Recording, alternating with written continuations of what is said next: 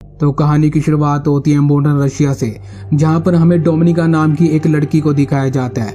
Dominica एक बैली dancer होती है और उसे पैसे कमाने बहुत जरूरी हैं, क्योंकि उसकी मॉम हमेशा बीमार रहती है। उनके इलाज के लिए हमेशा उसे पैसों की जरूरत पड़ती रहती है। और जब एक दिन वो परफॉर्म कर रही होती है तो उसका पार्टनर गलती से उसके पैर के ऊपर चढ़ जाता है, जिस वजह से उसके पैर की हड्डी टूट जाती है। और इस एक्सीडेंट के साथ उसका डांसिंग करियर हमेशा के लिए खत्म हो जाता है। और इसलिए उसे बहुत ज्यादा दुख होता है, क्योंकि उसे नहीं पता कि अब वो पैसे कैसे कमाएगी और अपनी मॉम का इलाज कैसे करवाएगी। अब इसी तरह से कुछ महीने बीत जाते हैं और डोमिनिका का पैर ठीक हो जाता है। एक दिन उसके अंकल, जिनका नाम इवान है, वो उसके पास आते हैं। इवान रशिया के एक सीक्रेट एजेंसी के डायरेक्टर है। वो डोमिनिका से कहते हैं कि मुझे तुम्हारी मदद की जरूरत है, क्या तुम मेरे साथ काम करोगी? पर डोमिनिका साफ मना कर देती है। अब यहाँ पर उसके अंकल उसे बताते हैं कि तुम्हारे पैर का एक्सीडेंट नहीं हुआ था, बल्कि जानबूझकर एक प्लान के साथ तुम्हारी पैर की हड्डी को तोड़ा गया था, और जिसने ये काम किया था वो तुम्हारी ही दोस्त है। उसने ये सब इसलिए किया था ताकि वो डांसिंग में तुम्हारी जगह ले सके। अब ये सुनकर डोमिनिका को बहुत गुस्सा आता है। वो उसी समय अपनी उस दोस्त के घर चली जाती है और उसे बहुत बुरी तरह से मारती है।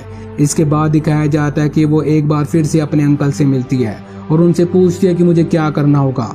उसके अंकल उसे बताते हैं कि एक बहुत बड़ा गैंगस्टर है, तुम्हें उन्हें सेड्यूस कर एक होटल के कमरे में लाना होगा, और बस इसके बाद हमारे एजेंट्स अपना काम अपने आप कर लेंगे, और इसके बदले तुम्हारी मॉम के जितने भी मेडिकल के खर्चे हैं वो सब के सब हम उठाएंगे। अब ये सुनकर डोमिनिका उनकी बात मान जाती है। इसके बाद दिखाया जाता है कि डोमिनिका उस गैंगस्टर से एक बार मिलती है, जहाँ पर वो उसे सेड्यूस करती है, और फिर वो गैंगस्टर उसे होटल के एक कमरे में ले जाता है। लेकिन अभी तक वहाँ पर कोई भी नहीं पहुंचा होता, और इसलिए वो आदमी उसकी जबरदस्ती इज्जत लूट लेता है, जिससे डोमिनिका को बहुत दुख होता है, क्योंकि उसे उस आदमी को सिर्फ सेड्यूस करना था। अब कुछ ही देर बाद यहाँ पर एजेंट्स भी आ जाते हैं और उस गैंगस्टर को मार देते हैं। लेकिन डोमिनिका के साथ जो कुछ हुआ है उस वजह से वो टूट चुकी है। वो अपने अंकल के पास जाती है और कहती है कि आज के बाद मैं ये काम कभी भी नहीं करूंगी। उसके अंकल को इस बात से कोई भी फर्क नहीं पड़ता कि उसकी इज्जत लुट चुकी है। उसके अंकल उसे कहते हैं कि अब तुम्हें हमारी राज के बारे में पता चल चुका है कि हम किस तरह से काम करते हैं, और इसका मतलब ये है कि तुम अब सीक्रेट एजेंसी का एक हिस्सा बन चुकी हो। तुम्हें अब हमारे साथ काम करना ही पड़ेगा, और अगर तुमने मना किया या धोखा दिया तो तुम्हें मार दिया जाएगा, क्योंकि तुम हमारे सारे राज जान चुकी हो। वहीं दूसरी तरफ हमें मॉस्को में नेथ नाम के एक लड़के को दिखाया जाता है, जो कि एक अमेरिकन जासूस है, यानी कि वो CIA का एजेंट है। नेथ एक आदमी से मिलता है जिसे वो मार्वल कहकर बुलाता है। दरअसल मार्वल नेथ को खबरें देने का काम करता है, और वो उसे कुछ खबर देकर वहां से चला जाता है। लेकिन तभी वहां पर पुलिस आ जाती है, और नेथ नहीं चाहता कि उसे खबर देने वाला मार्वल पकड़ा जाए, इसलिए नेथ गोलियां चलाने लगता है, जिससे कि पुलिस का ध्यान उसकी तरफ हो जाता है, और फिर मौका देकर मार्वल उस जगह से भाग जाता है। लेकिन नेथ को पकड़ लिया जाता है और उसे वापस अमेरिका भेज दिया जाता है। पर नेथ एक बार फिर से रशिया जाना चाहता है, लेकिन जो उसके सीनियर्स होते हैं वो नेथ से कहते हैं कि तुम इस बार रशिया नहीं बल्कि बुडापेस्ट जाओगे, ताकि तुम एक बार फिर से मार्वल से मिल सको। इसके बाद वहीं दूसरी तरफ हमें रशिया के सीक्रेट एजेंसी के डायरेक्टर इवान को दिखाया जाता है, जो उस वीडियो फुटेज को देख रहा होता है जिसमें नेथ मार्वल से मिला था। अब ये वीडियो देखकर इवान समझ जाता है कि मार्वल एक रशियन सीक्रेट एजेंसी का ही मेंबर है, जो इस समय बुडापेस्ट में है, और अब इवान किसी भी कीमत पर उसे मारने के लिए किसी जासूस को भेजना चाहता है। वो डोमिनिका से मिलता है और उसे कहता है कि तुम्हें बुडापेस्ट जाकर मेरा एक काम करना होगा, लेकिन उससे पहले तुम्हें इसके लिए ट्रेनिंग लेनी होगी।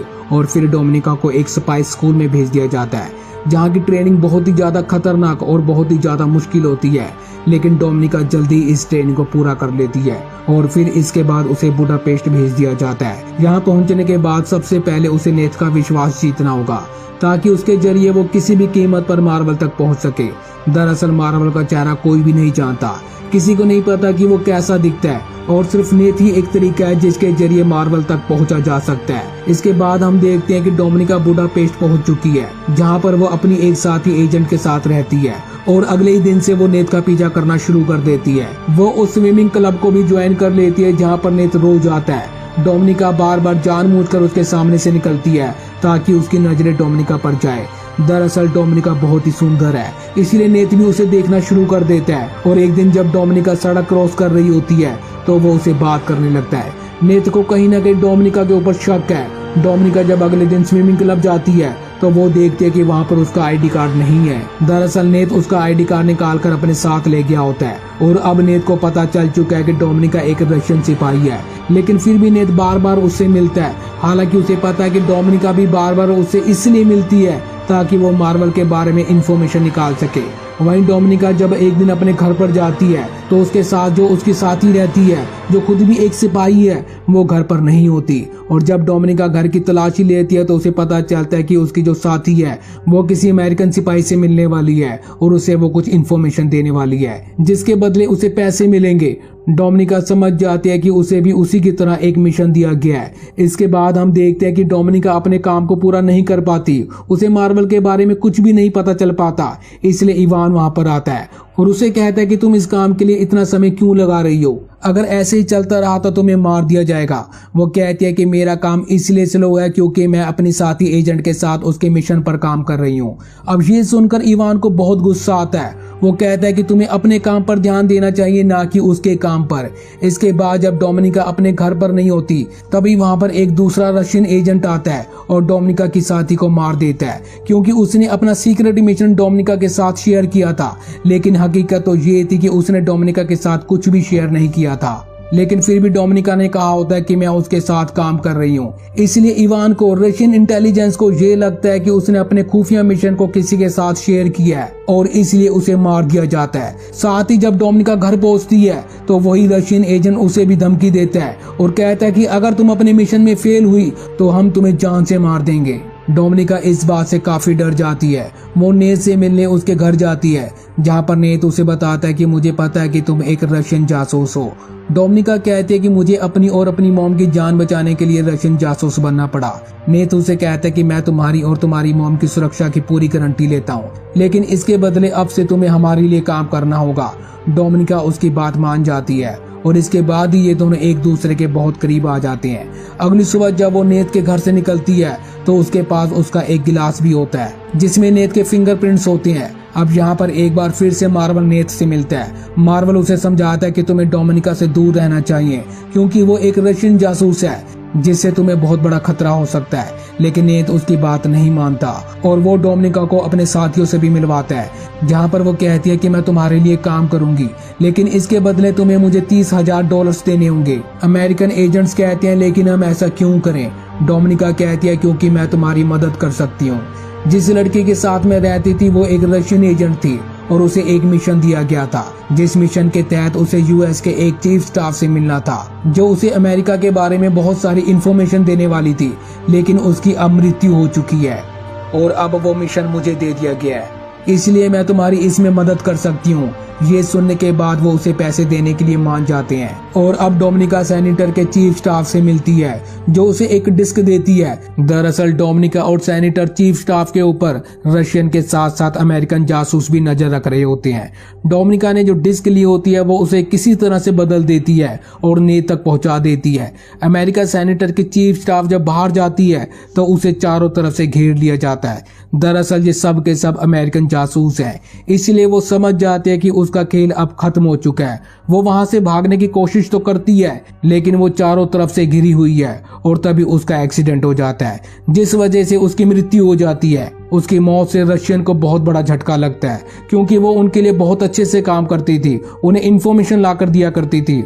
और अब इवान को डोमिनिका और उसके सीनियर पर शक हो जाता है क्योंकि इस मीटिंग के बारे में डोमिनिका और उसके सीनियर को ही पता था। इसके बाद इन दोनों को वापस बुलाया जाता है जहां पर इन दोनों को बहुत ज्यादा टॉर्चर किया जाता है। डोमिनिका के सीनियर की मौत हो जाती है लेकिन डोमिनिका अब भी जिंदा है। वो यहाँ पर इवान को बताती है कि मैंने ये सब इसलिए किया ताकि मैं नेत का भरोसा जीत सकूं और किसी तरह से मैं मार्वल तक पहुंच जाऊं। नेत का भरोसा मैंने जीत लिया है और अब मैं जल्दी मार्वल तक पहुंच जाऊंगी। यहाँ पर इवान उसकी बातों में आ जाता है और वो उसे एक बार फिर से बुडापेस्ट भेजने के लिए तैयार हो जाता है। पर बुडापेस्ट जाने से पहले वो इवान के घर आती है जहाँ पर वो कुछ पलों के लिए उसे सेड्यूस करती है। इवान को उस पर शक है इसलिए वो बुडापेस्ट डोमिनिका के पीछे अपना एक जासूस भेज देता है। अब डोमिनिका बुडापेस्ट पहुंचते ही सबसे पहले वो नेत से मिलती है। नेत उसे देखकर बहुत खुश होता है और उसे अपने गले से लगा लेता है। वो नेत को सब कुछ बता देती है लेकिन नेत अभी भी उसे मार्वल के बारे में कुछ नहीं बताता। पर नेत अब उसे बहुत पसंद करने लगा है है, इसलिए एक बार फिर से ये दोनों एक दूसरे के करीब आ जाते हैं और फिर ये दोनों एक साथ सो जाते हैं। पर जब डोमिनिका की नींद खुलती है तो वो देखती है कि उसके सामने वही एजेंट है जिसे डोमिनिका के पीछे रशिया से भेजा गया था और उसने नेत को पकड़ा हुआ है क्योंकि वो किसी तरह से उससे मार्वल का नाम और उसकी पहचान उसे जानना चाहता है, लेकिन नेत उसे अभी भी कुछ नहीं बताता। इसके बाद हम देखते हैं कि डोमिनिका भी नेत को मारने लगती है और उसे मार्वल का असली नाम पूछती है और फिर उसे टॉर्चर करते करते अचानक से ही वो उस रशियन जासूस के ऊपर हमला कर देती है और उसे जान से मार देती है। लेकिन इस बीच ये दोनों घायल हो जाते हैं। इसके बाद डोमिनिका और नेत को हॉस्पिटल में दिखाया जाता है। अब यहाँ पर रशिया के जनरल जो कि इवान के सीनियर हैं, डोमिनिका जिन्हें पहले से जानती है, वो डोमिनिका से मिलने के लिए आते हैं और उसे कहते हैं कि मैं जानता हूँ कि नेत ने तुम्हें मार्वल के बारे में कुछ भी नहीं बताया और जिस जासूस को हमने तुम्हारे पीछे भेजा था उसे भी तुमने ही मारा है और बहुत सारी ऐसी बातें हैं जो तुमने हमसे यानी कि रशिया से छुपाई हैं। लेकिन डोमिनिका कहते हैं कि मैंने कुछ भी नहीं छुपाया। जनरल कहते हैं कि तुम्हें मुझसे डरने की जरूरत नहीं है और जिस मार्वल की तुम्हें तलाश है, जिसे नेत बचाने की कोशिश कर रहा है, वो कोई और नहीं बल्कि मैं ही हूँ।